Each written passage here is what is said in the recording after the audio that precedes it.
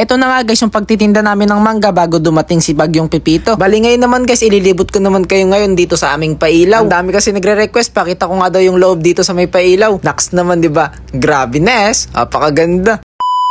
At syempre bago ang lahat, eto nga kasama ko nga pala yung kapatid kong si Benedict, pupunta nga pala sa may pailaw. Yung mga paninda, mga gamit, mga katrabaho natin nandun na sa pwesto. Nagtinda kasi kami sa may tulay, muntik nang maubos yung alamang. Kaya eto, nagluto na ulit ako ng alamang. Naabutan ko kasi iyo dito kumakain. Ako nga kumain na rin. Sobrang maliwanag pa rito kaya yung mga pailaw hindi pa sinisinde. Shoutout nga po pala dito kay ma'am. Nasa ibang bansa pa lang daw siya, pinapanood na ako. Then ito nga, napadayo pa rito sa San Jose City, Nueva Ecija. Grabe, maraming salamat po ma'am. Keep safe po and God bless po. Nang dumilim-dilim na nga pala guys, ito na nga pala guys yung mga pailaw, binuksan na nga rin pala yung mga nandito sa likod. Kaso dito sa may pinagpepestohan namin, wala pa kaming pailaw.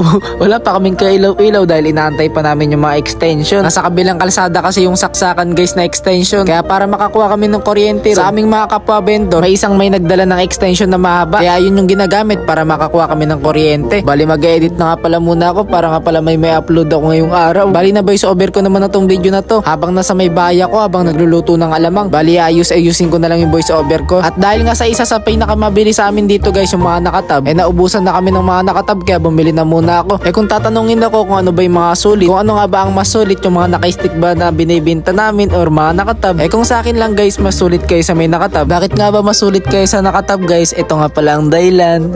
Grabe Nes, bali yung mga nakatab kasi guys mga dinadagdagan na namin yan. Tapos dyan na nga rin pala ilalagay yung pinakaalamang niya. Kaya ito nga guys, kahit na sobrang dami na namin nagbabalat dito, naghihiwa at may mga tagatinda pa, yung mga nakatab namin na agad-agad. Kaya eto, pahabol kami ng pahabol sa paggawa. Naubos na ulit yung isang lagyanan namin ng alamang. Balik kami naman guys, uuwi na kami pagka naubos na yung alamang namin. Dahil yung mangga naman namin hindi ito mauubos dahil sobrang dami ng mangga namin guys. Dahil naman yung mga kinukuha akong mga mangga kaya marami dahil mga bagong pitas naman kaya pwede para bukas. Grabe guys, maraming salamat po sa inyong mga suporta. Tapos maya lang din guys, nagpaalam na nga pala muna ako dito sa ating mga kasama na ako na muna ay gagala dito sa pailaw dito sa loob. Bali sa mga hindi pa nakakaalam guys, dito nga pala sa pwesto namin, dito lang pala kami sa likod. Tapos ito nga pala ang harapan namin. Halos tapat lang namin yung gift box na pailaw. Medyo na traffic nga lang pala ako sa may daan. Then ito na nga pala guys, nakapasok na ako. Shoutout nga po pala dito sa kanila ma'am at sir, mga government employee na sobrang sisipag. Bale entrance pa lang dito guys, pagkapasok ko sa may gate, dito na nga pala agad yung makikita. Bali sisimulan ko na nga pala muna dito sa gilid-gilid. Then shoutout nga po pala dito sa kanila ma'am at sir. Bali dito nga pala sa may pagtitinda namin dito sa pailaw guys, tatagal nga rin pala kami rito ng almost 2 buwan. Bali dito naman sa may pailaw guys, marami naman kayong spot na pwedeng puntahan. Bale hindi lang ito ang mga pailaw dito, meron nga rin pala sa may night market.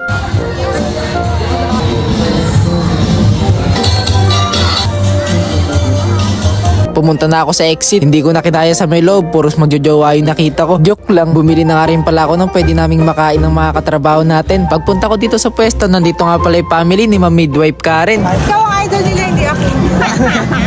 Ay, pagsabihin mo sila! Magtampo pa ang midwife nyo.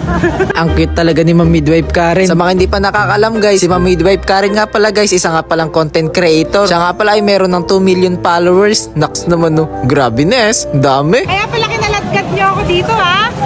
Para kay YM ha. Thank you, Mr. Thank you, YM. Bali hanggang dito na muna itong video natin na to guys. Maraming salamat sa inyong pagsama. Naks naman diba, grabe Nes.